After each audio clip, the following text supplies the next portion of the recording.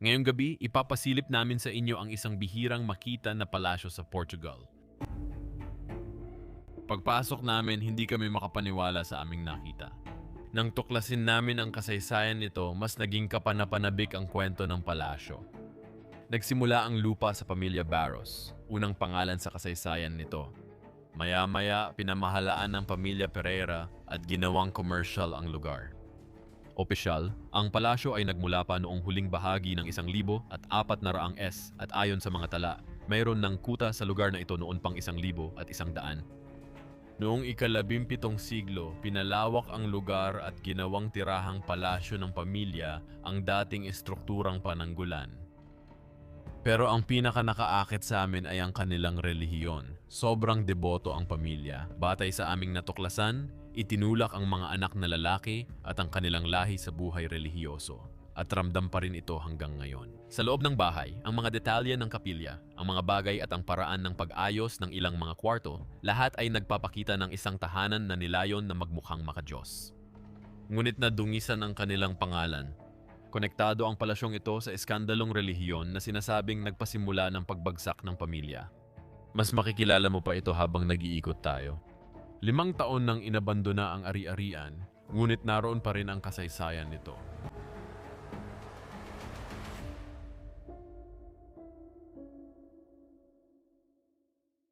Ang tanging ligtas na paraan para mag-ikot kami dito ay sa gabi. Dahil sa araw ay may mga taong nagtatrabaho sa mga bukid at sa paligid ng lugar na ito. Abandonadong marangal na palasyo ng Portuges ito, pero hindi iniwan ang paligid. Ipakikita ko sa iyo. 218 sa gabi. Alam mo ba kung ano ang laman nito? Siguradong magugulat ka. Excited ako dito. Isa ito sa dahilan kaya ako sumama sa trip sa Portugal. Kaya tingnan natin. Grabe dito, siguradong may kakaibang bagay. Tara na at subukan nating alamin ang kwento ng mga taong ito. Dahil sa tingin ko, ito ay parang isang bahay pahingahan mula pa noong ika-17 o ika-18 siglo. Malamang siguro hindi ko talaga alam. Hindi bababa sa ilang daang taon na ang tanda. Makikita mo ito sa mga ginamit na materyales sa konstruksyon mula sa mga bato sa loob ng lugar na ito. At pati na rin sa idinagdag na kuryente. Literal na walang kuryente dito noong itinayo ito ilang siglo na ang nakaraan. Pero tulad ng maraming maharlikang pamilya, hindi rin sila naiiba. Malamang na sila ay nasa negosyo ng paggawa ng alak. At kung titingnan ang mga tangke na nandito, lalo na ang mga bago, hanggang kamakailan lang may ginagawa pa ring alak dito sa lugar na ito. Oh, sa tingin ko, baka hanggang ngayon pa rin. Sige, gamit ba yan pampatuyo ng gamit? Oh, Tama, mula doon. longganisa, bawang sibuyas. Oh, kahit anong kailangan mong patuyuin. Ibig kong sabihin, parang ganoon ang longganisa. Ito ay isang normal na silong gaya ng nakikita mo. Wala namang masyadong nangyayari. Maliban nung pumasok ako dito, napansin ko na may wine cellar sa dulo. Dito, syempre. Ano ang espesyal sa wine cellar ng palasyo? Totoo? Sa likod, may ilang pang bote.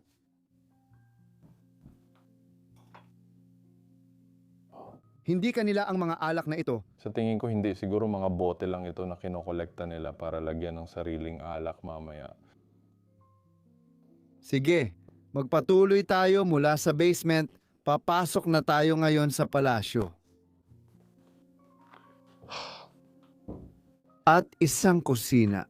Hindi ang unang kwarto na papasukan mo, paglabas mo ng kamalig, paglabas mo ng basement, ay literal na isang silid tulugan. Malamang ay isang guest bedroom. Tinitingnan ang kama mismo. Medyo simple lang ito. Napakasimpleng kama, di ba? Oh, nakakagulat talagang makita dito. Oo. Na may kama dito sa pinakailalim. Hindi ko pa nakita ang kwarto sa basement dati. Ang weird nga. Ganito ang setup noon, lalo na sa lumang panahon. Sa marangyang palasyong ito, ang basement ay hindi ginawa para sa kaginhawaan, ginawa ito para sa trabaho, napapalibutan ng mga tangke ng alak, imbakan, at mga gamit sa produksyon. Kaya biglang nagiging akma ang simpleng kama. Kailangang manatili malapit para bantayan ang temperatura, pagbuburo, bomba, tagas at oras, kadalasan magdamag. Ang taong natutulog dito ay tiyak na isang cellar master o pinagkakatiwalaang manggagawa na naka-duty magdamag. Hindi nila kailanman ilalagay ang kanilang mga bisita sa basement. Pero sige, maganda naman ang kwarto. Nakita mo na ba yung upuan dito sa sulok? Napakagandang upuan nito. Maganda ang pagkakagawa ng balat. Oo. At dito, siyempre, gaya ng dati, isang napakagandang paglalarawan kay Maria. Wow, ito na yon. Dati, tinawag ko itong karwahe ng kabayo, pero andas pala talaga ito. Oo. At sa tingin ko, ito ay mula pa noong ika-18 siglo. Hindi ako sigurado sa panahon, pero oo, siguro mga ganong panahon nga. Sinuri ko ang ilang piraso at naniniwala akong ito ay mula ika-18 siglo. At may 2 tao na magbubuhat sa isa sa mga maharlikang naninirahan dito sa loob ng litrang ito. Tara na. Hindi naman talaga sila ganoon katangkad. Kaya kong tumayo ng mas mataas kaysa sa kanila. Nakakita ka na ba ng ganito dati, tulad ng mga ito? Hindi mo ito araw-araw nakikita. Hindi ako naniniwala, tama ba? Uy, hindi ba't ang astig nito? Pakiramdam ko parang hari ako habang nakaupo dito sa loob. Pero para sa 2 tao lang to, sobrang liit. Oo, ito yung transportation nila, lalo na ng mga maharlika. Yung ibang tao ay naglalakbay din. Ang galing nun. Pati yung mahihirap na kailangang magbuhat sa magkabilang gilid, siguradong sobrang bigat nun. Lalo na kung may mabigat na tao sa loob. Sige, hayaan mong ayusin ko pa ng kaunti.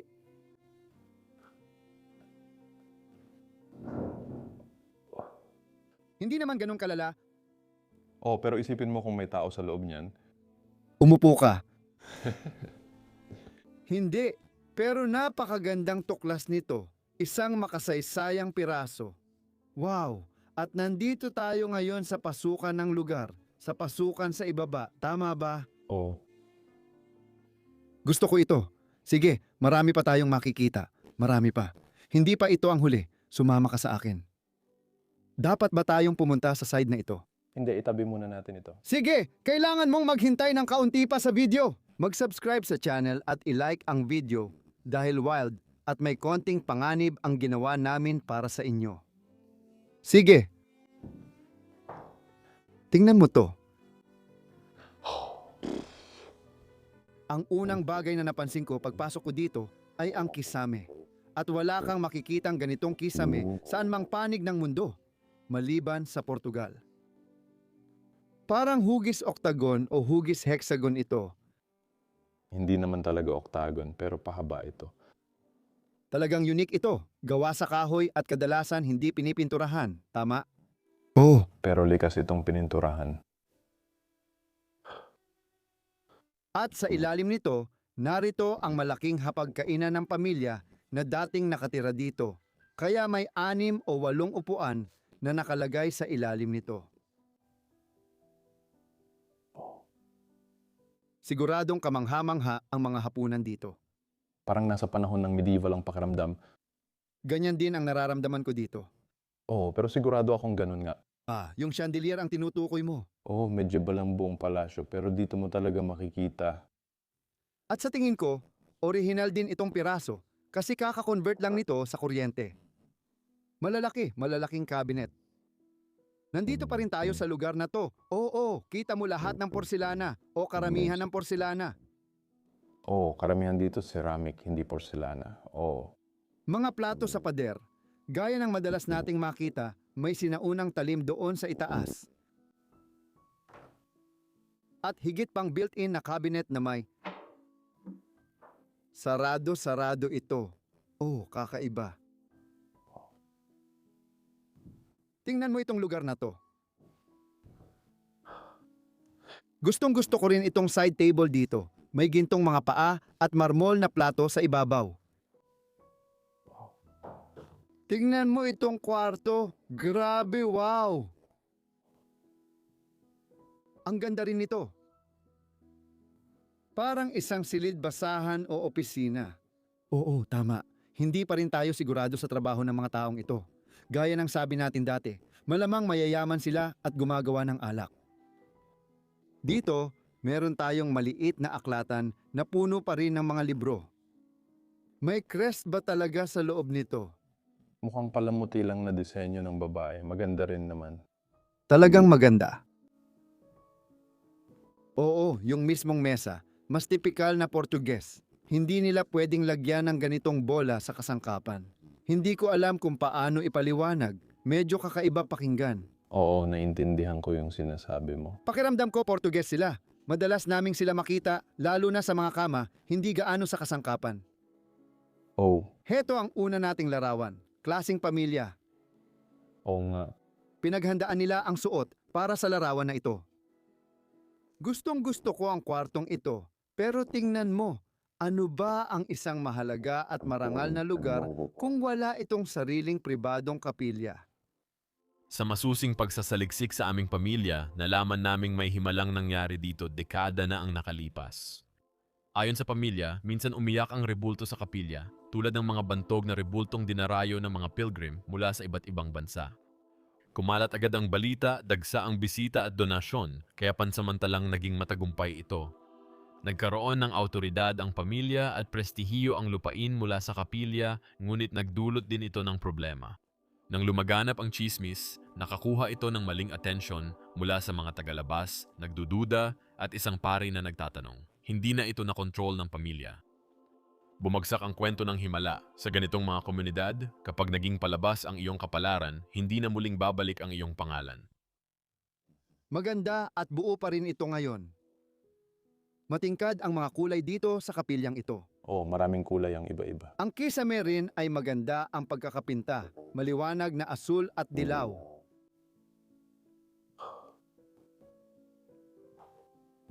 Paano ito gumagana? Para ba ito sa dasal lang o may paring pumupunta rin dito? Wala talagang pupunta rito, sigurado ako. Sa araw kung gusto mong magdasal, Pwede kang pumunta rito at gamitin ang lugar na ito bilang pribadong espasyo para magdasal. Wow! at malamang ginamit din ito ng mga bisita o ng mga miyembro ng pamilya. O lahat ng bumibisita. May relihiyosong teksto rito sa ibabaw na hindi mo kadalasang makita. Sige, tara pa tayo. Parang maze ang lugar na ito, paikot-ikot mula kaliwa, kanan, pataas, pababa, at sinusubukan kong mag-navigate dito. Sandali naming nakita at nilibot ang mga kwarto. Ganito talaga ang ginagawa namin kapag nag-e-explore ng isang lugar, tinitingnan muna bago talaga magsimulang mag-shoot. Oh, wow, nutcracker ba ito? Oh, ha? Oh, spring-loaded na nutcracker ito. Nakita ko lang ito sa gilid ng mata ko. Ngayon ko lang ito nakita sa isang van na lugar. Hindi ko pa ito nakita. Gusto ko yon. Ang ganda-ganda talaga. Sa tingin ko, isang tao lang ang gumagala. Kung marami silang money, kakaiba pakinggan. Dito nila babasagin lahat ng money tapos ilalagay sa basket. Ang astig nun. Malamang ito ang pantry na kinatatayuan natin ngayon. Malamang nga, oo. Oh, nasa cabinet pa rin ang mga baso. Gusto ko kung paano laging maayos nakasabit ang mga ito sa daliri nila. Isang tasa ng tsaa, Ginoo. Marami pang natitirang upuan. Uy, sa likod, may mga bote tayo ng alak. At dito tayo papasok sa isang pasilyo. Alam mo ba kung ano ang maganda yung suot mong merch? Oh, napapansin mo ba ito? Siyempre, Salamat po, sir. Suot ko ang napakagandang Akmang Bros ng DK merch. Tingnan mo, Explorer hoodie ito. Kung gusto mong maging katulad namin, kailangan mo rin nito. Lahat kayo, bisitahin ang brosofdk.com, nasa link sa description, at tingnan ang ginawa naming merchandise. Maging tunay na explorer gaya namin. Ito ang pinakamagandang paraan para suportahan ang channel at matulungan kaming makapunta sa ganitong misyon para mag-explore ng mga lugar na ito. Ang upuang nakaranas na ng mas magagandang araw, At gusto ko kung paano ito ginawa gamit ang malalaking block. Oo, itong malalaking block ng granite. Oh, ito yata ay panlabas o panloob na ilaw. Sino ba ang nakakaalam? At napakaraming kwarto na nagkalat kaya hindi ko na alam kung saan pa ako pupunta. Pero pupunta na lang ako sa kanan. Dito tayo papasok sa isa pang living space at ito ay mas ramdam na para sa tao ang laki ng lugar. Oh, Mas masikip na espasyo na madalas mong makita sa mga kastilyo na may malalaking kwarto, mas gusto ng mga tao ang maliliit na kwarto. oh, mas personal ang pakiramdam. Mas masarap sa pakiramdam, mas magiliw. Pero muli, talagang Portuges. Oh, tingnan mo, may ganito sa kwartong ito. At tingnan mo yung gripo, gawa talaga sa bato dito sa kwarto. Parang talagang mula ito sa pamilya, di ba? Oh, pwede. Parang nakita ko na to dati. Dito, meron tayong isa pang lumang litrato, malamang isa sa mga miyembro ng pamilya bukod sa'yo. Isang tapiserya sa pader. Ito ay isang tapiseryang bato, mukhang mga Templar ang nakalarawan doon. Oh, Isang batang babae na marahil ay nakaupo sa labas ng gusali. May anak din tayo, kaya sigurado tayong may tagapagmana ng gusaling ito. Hindi pa malinaw sa amin kung bakit at gaano nakatagal inabandona ang lugar na ito. Dito meron tayong isang aklatang gawa sa bato. Nakakamangha yun! gusto ko sana itong magkaroon sa bahay ko. Bumalik ang parehong batang babae at ang parehong bata rin at inaakala kong nakaupo sila sa loob ng gusali. Nandoon. Isang silid kainan na kasing laki ng tao, pati ang hapagkainan. Gustong-gusto kong maglakad sa mga lugar na ganito para akong dinadala pabalik sa ibang panahon. Tiyak. At meron tayong silid tulugan na may kamang-kamangha-mangha. Yan ba ay isang pinintang headboard ba yan? Oo, buong bagay ay pininturahan. Diyos ko! Maraming masaselang detalye ito. Isang obra maestra yan. Pati dito sa kwarto, tingnan mo yung laki ng kisame. Ngayon ko lang napansin. Ang taas-taas pala. Kung i-convert sa metro, sa tingin ko mga 6 na metro ang taas ng kisame. Oo, parang ganun. Mga 20 talampakan, parang ganun. Parang nakakainis din na sobrang taas ng kisame sa kwarto kasi mahirap painitin ang buong lugar. At ma-echo pa, hindi rin maganda. Oo, tingin ko ginawa lang talaga nila tong mga lugar para kay Gandier nang hindi iniisip ang praktikalidad. Oo. Lahat ito ay liham para sa pamilya. Maraming taon at dekada na ang lumipas. Maraming bagay na kaugnay sa relihiyon. Tingnan mo yan. Mga pulyetong panrelihiyon at kung ano-ano pa na nakakalat sa sahig, syempre, may baul. Ano ba naman ang isang lugar ng Portuges kung walang baul? Sige, tara na. May isa pang pasukan sa lugar.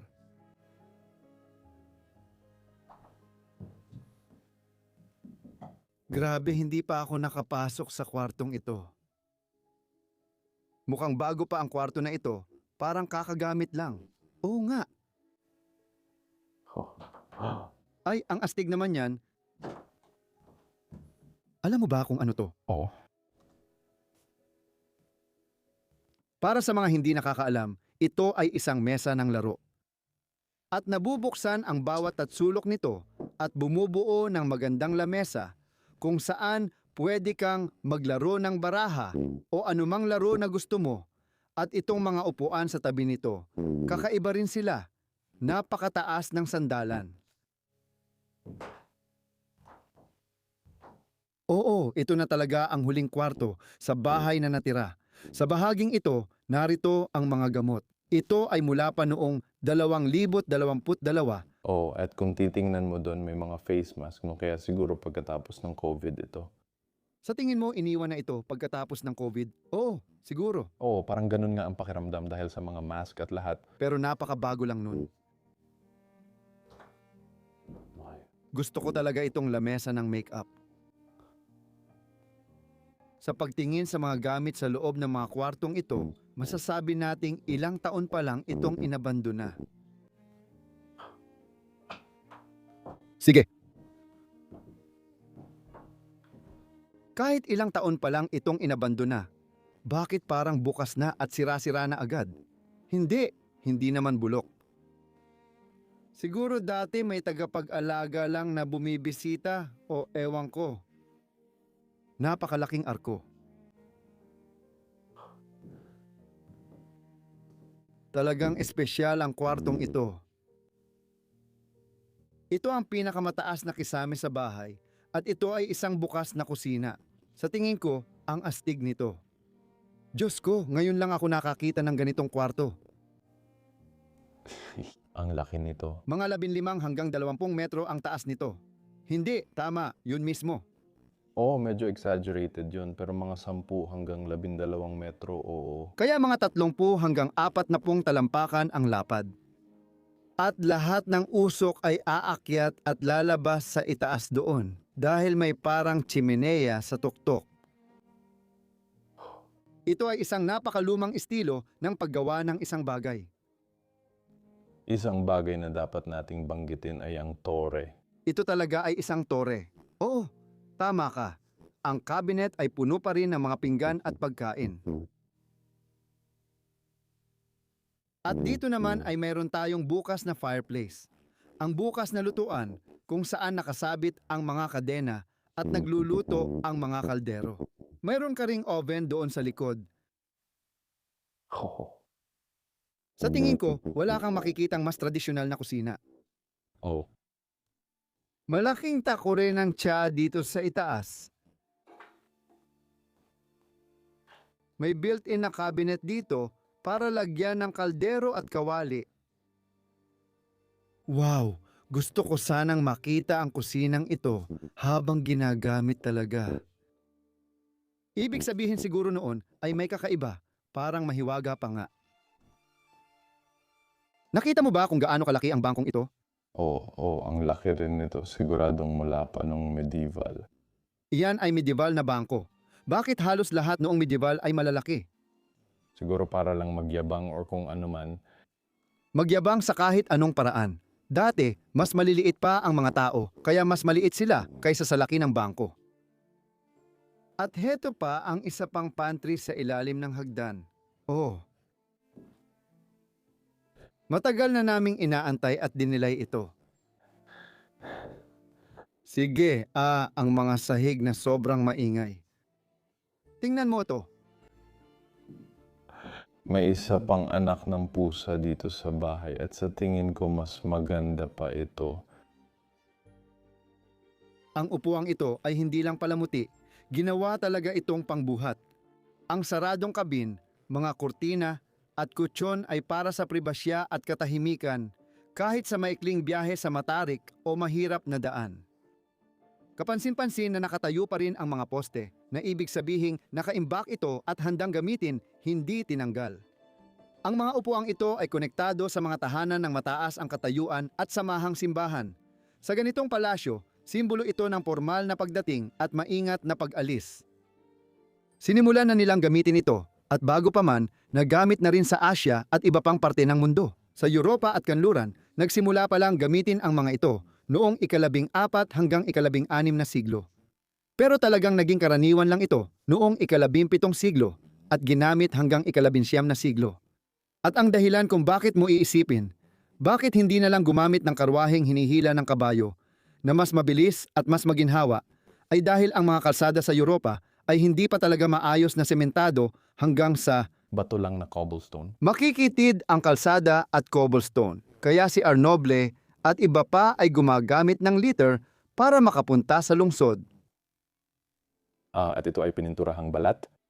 Ito ay pininturahang balat. Ano, kahoy ba ito? Hindi. Hindi balat ito. Lahat ay gawa sa balat. Oo, at lahat ay pininturahan. Wow!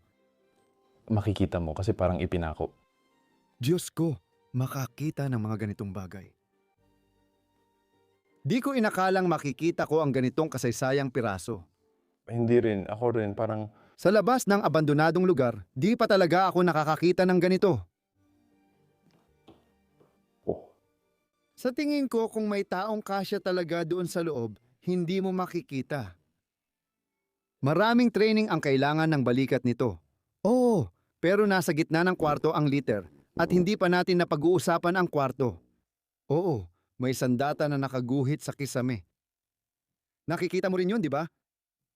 Dahil ang mga taong ito ay maharlika at gusto nilang ipakita iyon at napakabaliw ng kisame na ito. Yung kahoy nakalusot talaga sa pader. oh, ang gaganda ng mga tatsulok na sulok na ito. Nagbibigay talaga ng kakaibang dating sa kwarto. Gusto ko talaga yung kahoy na may konting di kasakdalan. Oh, oh, Hindi maayos ang pagkakapatong ng mga tabla. it's Gusto kong makita kung paano nila ginawa ito.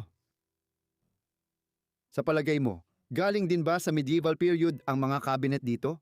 sa tingin ko medyo mas huli na ito. Oo. Sa tingin ko, base sa pinunggawa ng bakal sa bisagra at butas ng susi, ito ay mukhang ika-18 siglo.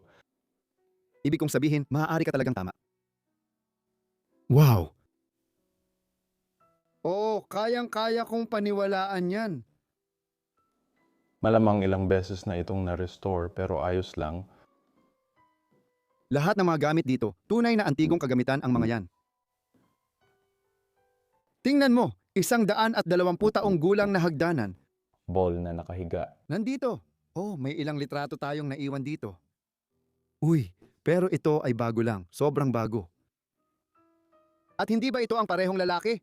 Sa tingin ko, hindi. Kailan siya namatay? Eh, Walang petsa. 1,945. Hindi, malamang tatay niya yon. oh, Sila ang tumira rito. Mukhang marangal lalo na yung lalaki. Oh. Meron siyang seryosong itsura sa kanyang muka. pasensya na. Wow, ang ganda ng lampara na yan. Yang baol na yan, Diyos ko.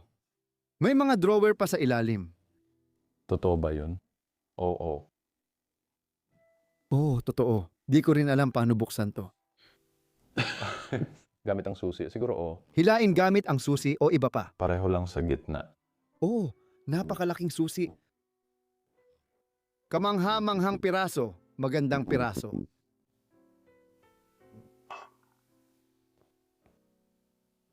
Ngayon, kailangan na lang nating tamaan ng isang bagay. May selyo ito. Malamang gawa kamay ito.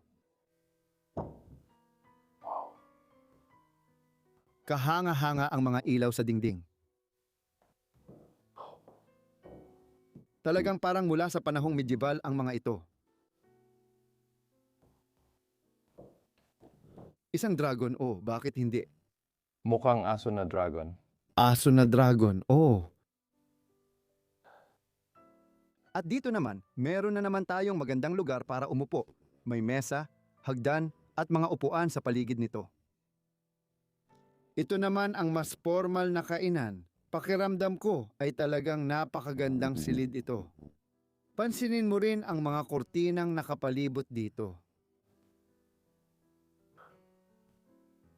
Pero syempre, pinaka-enjoy namin dito ang mga kalat habang nakatayo sa gitna ng silid. Anong ganda ng likhang sining na ito? Ng sining. Walang katapusan ang palasyong ito, tuloy-tuloy lang at bawat kwarto ay punong-puno ng mga bagay. Tingnan mo ito. Ano yan? Ang cabinet, ay wow. Ang astig naman, puno ng kapa ng pare. Wow. Sa palagay mo ba may paring nakatira dito? Posible? O lahat ng relihiyosong gamit na nakita natin? Oh, malamang talaga ngayon. May krus pa nga dito. Ho. Ibig kong sabihin may sense na may pastor dito. Punong-puno talaga ng sorpresa ang lugar na ito. Oh, wow. Sige, ito ang paborito kong kisame dito. Tingnan mo. Pwede mo talagang sabihin yan. Lahat ng inukit na kahoy na to, Ang detalya'y kahanga-hanga. at gusto ko na kahoy talaga ito at hindi inukit na plaster. Oo, Para sa akin, mas maganda ang inukit na kahoy kaysa plaster para sa bahay na ito. ibig kong sabihin, sa Portugal, hindi mo madalas makita ang plaster. Dito, meron tayong isa pang working desk. Tunay na Portuges na kasangkapan na naman. Pero yung cabinet sa likod nito,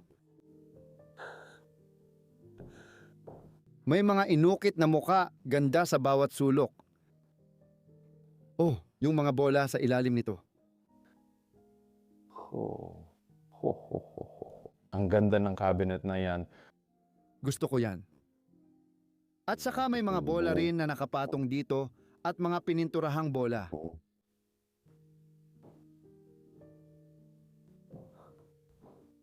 At dito, meron tayong tipikal na bangko ng Portuges na may hati-hating sandalan. Tipikal na piraso para sa bansang ito. Ay wow, napaka-elegante rin ng isa na yon. Gusto ko ang bawat piraso ng muebles dito sa lugar na ito.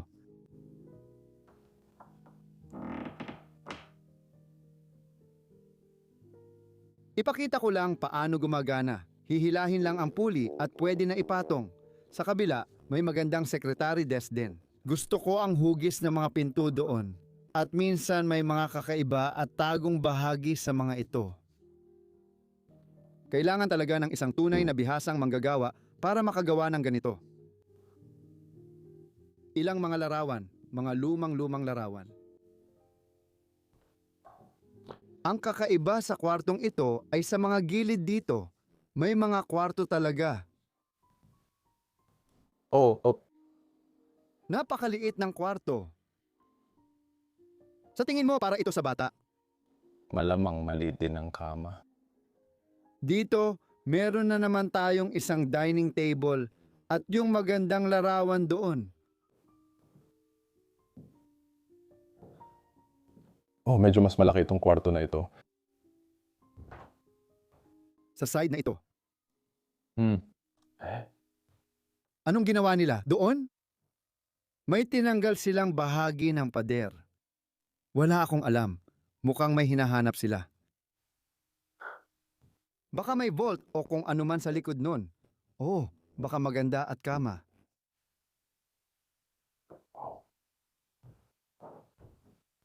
Oh, ang galing nun, di ba? Oh, ang astig talaga ng borda. Pero sa iba, simple lang. Sobrang. Sobrang simple. Anong lugar ito? Lahat ng ipinakita namin ay nasa unang palapag, pero syempre may ikalawang palapag din. Pero dahil napakataas ng kisame ng bahay, halos imposible na magkaroon ng maayos na itaas na palapag. Malayo sa pader, may malaking gagamba doon. Wow, muntik ko nang mabangga ang ulo ko sa kanya. Shh, Leslie. Shh. Sige! Oo, mga kwarto ito. Ginamit din ito sa bandang huli bilang imbakan, gaya ng nakikita mo. Maraming dyaryo at muli, mga sulat na nakakalat dito.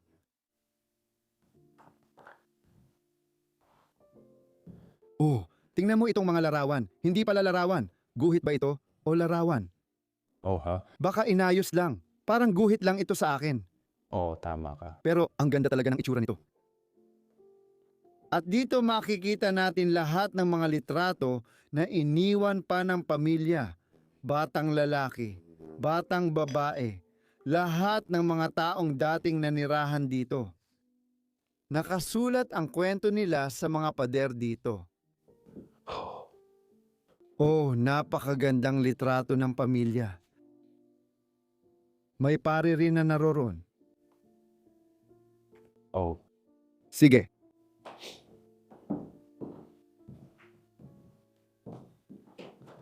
Narito tayo sa isa pang kwarto. Kwarto ulit, wala masyadong makikita. At sa mga gilid na ito ay isa pang kwarto. Oo, siguro para sa bata lang. sobrang walang laman. Oo. Parang matagal nang hindi nagamit ang itaas na bahagi. Alam mo, oras na para matulog tayo. Oh, Matagal na rin naman tayong nandito. Sa tingin ko, oo. Nakapag-explore na tayo ng halos 1 oras, kaya kumuha na lang tayo ng litrato bago umalis. Pero sobrang saya ko na napuntahan natin ang lugar na ito kahit na medyo delikado. At para sa panganib na iyon, siguradong sulit na bigyan ito ng like. I-comment nyo sa ibaba kung ano ang masasabi nyo tungkol sa lugar na ito at mag-subscribe kayo sa channel na ito dahil napaka-importante niyan. Maraming salamat sa pagsama sa akin. walang anuman sa paggawa nito. Nagigising kami sa gabi at magkikita ulit tayo next week sa panibagong video.